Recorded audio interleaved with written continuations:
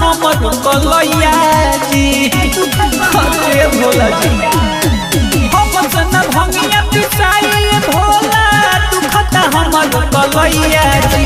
अरे छोड़ बिना कोई सब नसाए स्वामी खाई न मेवा मलैया जी। अरे छोड़ बिना कोई सब नसाए स्वामी खाई न मेवा मलैया जी। अरे छोड़ बिना कोई सब नसाए स्वामी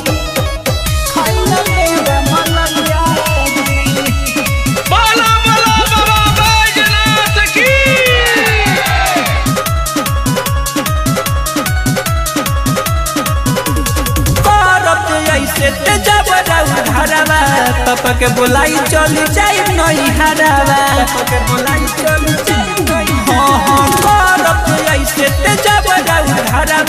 पापा के बोलाई चल जाए नहीं हरावा पवन माता मिलला चिलम में बोली हमारा कदी बताई जी।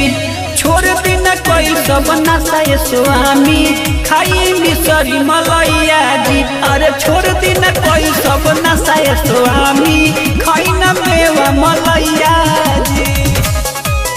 अरे छोड़ बिना कोई सब नसाए स्वामी खाई न मेवा बोला देवघर वाले बाबा की महादेव रिकॉर्ड्स भगत कहे होई महादानी तब कहे और बाबू कुछ रउआ खाने तब कहे और बाबू कुछ रउआ सच्ची राजा कहे होई महादानी तब कहे और बाबू कुछ रउआ खाने रहे न टूटही पलानी में सुनी दीन महल बनाई जी। अरे छोड़ बिना कोई सब नसाए स्वामी खाई न मेवा मलैया जी। अरे छोड़ बिना कोई सब नसाए स्वामी खाई न मिसरी मलैया जी।